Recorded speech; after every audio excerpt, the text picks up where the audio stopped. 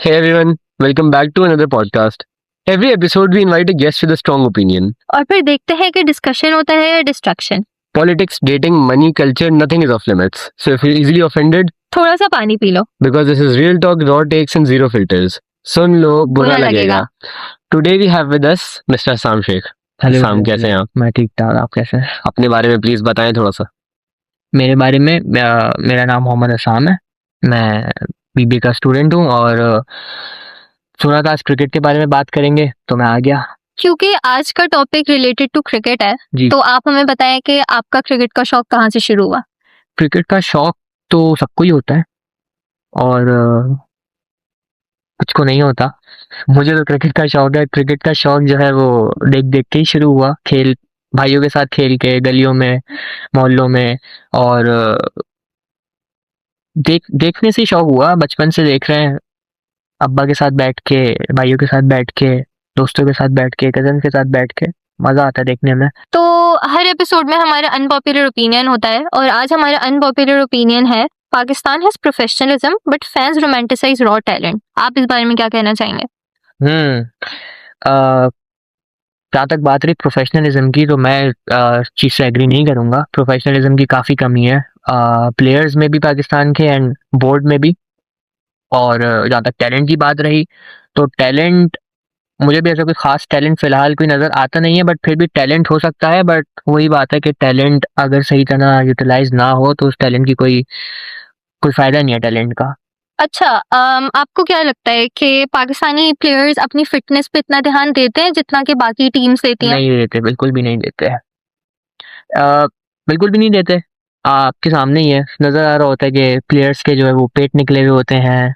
और इनके फिलहाल अभी क्रिकेट में एक चीज और होती है, योयो टेस्ट। तो बहुत ही कम गिनती के प्लेयर्स हैं पाकिस्तान टीम में करेंटली जो कि वो टेस्ट जो है वो अच्छे ग्रेड से पास करते हैं। बाकी सब ऑन सिर्फ एवरेज एवरेज जो है वो उनके ग्रेड्स होते हैं। आई एम श्योर कि मेरे जैसे और भी लोग होंगे जिन्हें योयो टेस्ट का नहीं पता होगा, तो आप क्या बता सकते हैं इसमें क्या होता है? योयो टेस्ट मुझे आई थिंक इतना डिटेल्ड में नहीं पता, बट मुझे इतना आइडिया है कि वो आई थिंक सारी चीज़ों का टेस्ट होता है। फिटनेस का टेस्ट होता है। वो एक सर्टेन टाइम में जो है वो आपको कुछ टास्क होते हैं वो कंप्लीट करने होते हैं, और उसके लिए काफ़ी फिटनेस रिक्वायर्ड है। और चंद ही प्लेयर्स हैं, जैसे मैंने बताया, चंद ही प्लेयर्स हैं पाकिस्तान टीम में जो कि ये टेस्ट जो है वो अच्छे ग्रेड से, अच्छे पॉइंट से पास करते हैं, जिनमें आई थिंक शान मसूद का ही एक नाम मेरे जहन में आ रहा है फिलहाल, तो या शायद शादाब खान भी होंगे। हाँ, तो मैं यही कह रहा था कि हाँ, फिटनेस इतनी कोई खास प्लेयर्स की फिलहाल पाकिस्तान टीम के है नहीं। बस एवरेज फिटनेस है, और बहुतों की तो बिलो एवरेज भी है। बस वो चल रहे हैं। एक चीज जो मैंने पूछनी थी वो ये थी कि जैसे हम ऑस्ट्रेलिया की टीम को देखते हैं, इंडिया की टीम को देखते हैं, they seem much more professional than us, well prepared than us when it comes to matches, ये वो। तो आपको क्या लगता है, मसला सिर्फ फिटनेस का ही है या उससे बढ़ के भी कोई इशू है जो कि हम लोग पीछे रह गए हैं जिसमें? अगर इंडिया की और ऑस्ट्रेलिया की बात करें तो इंडिया और ऑस्ट्रेलिया मेघालय दो बिगेस्ट क्रिकेट नेशंस हैं फिलहाल। और जाहिर है जितनी बड़ी क्रिकेट नेशन होगी उतनी ज़्यादा जो है वो फैसिलिटीज़ होंगी, उतने ज़्यादा अच्छे ऑप्शंस होंगे उनके पास।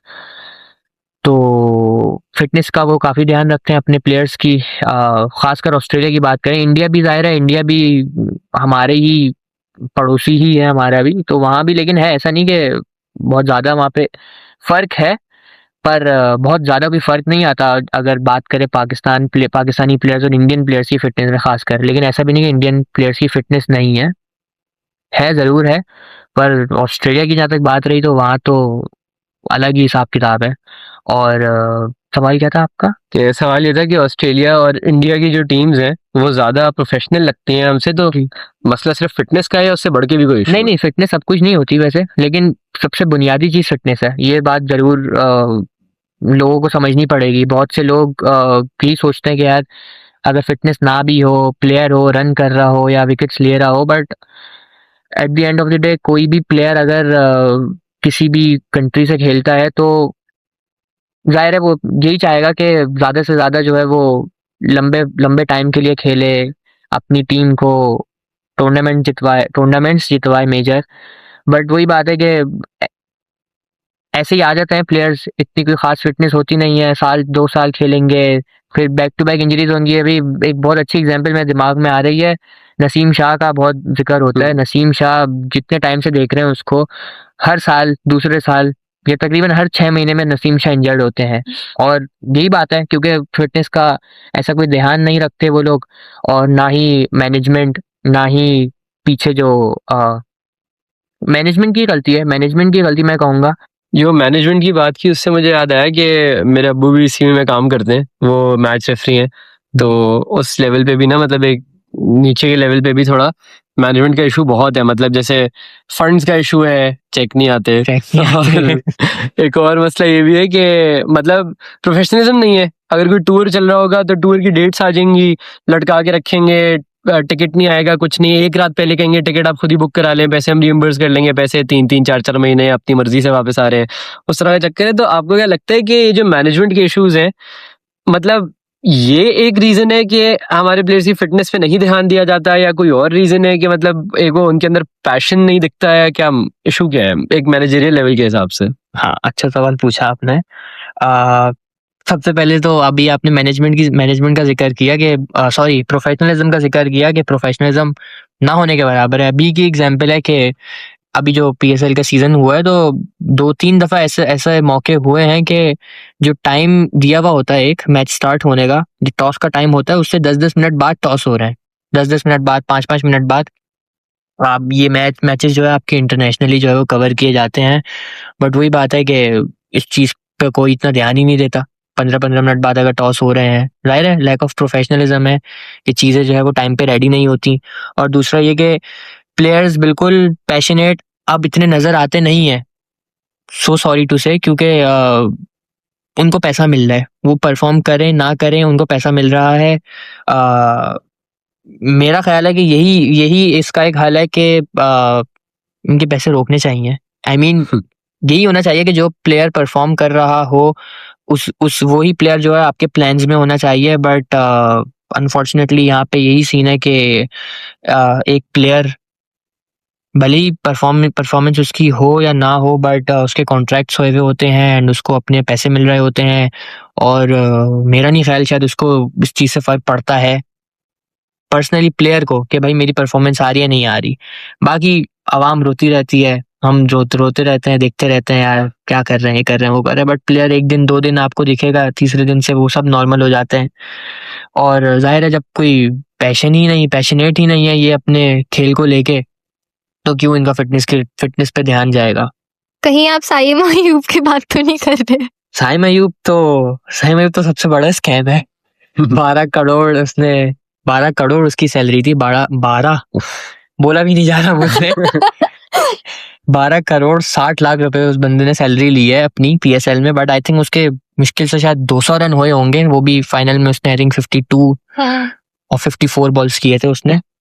यही मुझे लगता है कि जैसे मैनेजमेंट ने कुछ ज्यादा कंफर्टेबल किया हुआ है, मतलब उनके पास कोई ड्राइव नहीं है उसकी, मतलब कि बिल्कुल पैसे मिल रहे हैं, सब सही चल रहा है लाइफ में, और क्या चाहिए। बिल्कुल ऐसा ही है। लेकिन ये थोड़ी लैक ऑफ गेम स्पिरिट वाली बात नहीं है कि आप अपना गेम बेहतर नहीं करना चाह रहे, पैसे आए जा रहे हैं, आप उसमें खुश हो, मतलब गेम के लिए कोई रिस्पेक्ट नहीं है इस तरह से। गेम तभी बेहतर होगा जब इनको थोड़ा सख्ती की जाएगी, थोड़ा डंडा दिया जाएगा असल में। लेकिन अगेन वही बात मैं कहूंगा कि इनका कोई लेना देना नहीं है। अब उस तरह प्लेयर्स पैशनेट नजर नहीं आते जिस तरह हमसे जो पहले वाली टीम्स खेल के जा चुकी हैं। खैर बहुत पुरानी, तो खैर वो तो ज्यादा ही पुरानी हो जाएंगी, लेकिन अब इतना कुछ नजर नहीं आता कि ये जो है वो अपने खेल से लॉयल हैं। आपको क्यों लगता है कि पाकिस्तानी क्रिकेट टीम जो है वो बार बार सेम गलतियां दोहराती हैं अपने मैचेस में? बार बार सेम गलतियां इसलिए दोहराती हैं क्योंकि गलतियां सुधारते नहीं है। ये गलतियां सुधारने की कोशिश नहीं करते, बार बार ट्राई करते रहते हैं कि अब कुछ नया ट्राई कर लेंगे, जबकि वही बात है, जब तक बेसिक्स सही नहीं होंगी तो आप कुछ नहीं कर सकते। तो इट्स बेटर के जो है जो गलतियां हो रही हैं उनको सुधारा जाए।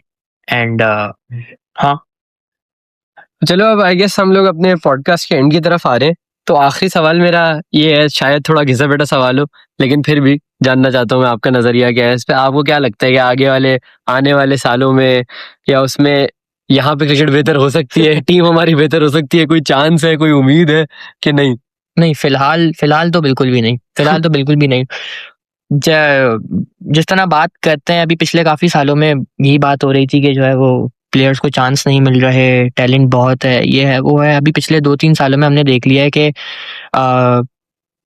बहुत प्लेयर्स आए, बहुत गए। इवन अभी ऑनगोइंग टेस्ट मैच है, इसमें भी 2 प्लेयर्स ने डेब्यू किया है। तो रिसेंटली पाकिस्तान टीम से बहुत प्लेयर्स जो है वो नए इंट्रोड्यूस करवाए पाकिस्तान ने, बट वही अगेन सेम वही गलतियां, मैनेजमेंट की भी गलतियां इनमें ज़रूर होंगी, कोचिंग स्टाफ, प्लेयर्स एंड हाँ, तो फिलहाल मुझे लगता है कि फिलहाल अभी करीब में तो मुझे ऐसा नहीं लग रहा कि कोई गलतियां, मतलब कि कोई अच्छी परफॉर्मेंसेस आ सकती हैं। ज़्यादा से ज़्यादा यही हो सकता है कि भाई बांग्लादेश में जाके जीत जाएंगे या छोटी टीमों के अगेंस्ट जीत जाएंगे, बट टाइम लगेगा। कोई भी चीज़ सुधारने के लिए टाइम लगता है, तो इस चीज़ में काफ़ी ज़्यादा टाइम लगेगा, मुझे तो यही लगता है। तो ये तो डेफिनेटली है, मतलब मुझे क्रिकेट का इतना पता नहीं है जितना आपको पता है, लेकिन अगर अभी आप कहते हैं कि चीजें सही हो जाएंगी कुछ टाइम में, तो उस पर मैं भी आर्ग्यू नहीं, कुछ टाइम मतलब ज़्यादा टाइम लगेगा। ये 1 आध साल की बात नहीं कर रहा, पूरा एक प्रोसेस होता है। कोई भी प्लेयर होगा, कोई प्लेयर अगर इंटरनेशनल इसमें सर्किट में आता है, तो अभी यही होता है कि एक सीजन पीएसएल का अच्छा चला जाएगा या कहीं और परफॉर्मेंस आ जाएगी, फॉरेन उसको उठा के टीम में डाल देते हैं। बट मैं कहता हूँ ऐसा नहीं होना चाहिए। प्लेयर पूरा एक उसी प्लेयर को प्रेफरेंस देनी चाहिए जो एक प्रोसेस से आ रहा हो। जाहिर है अब कुछ प्लेयर्स हैं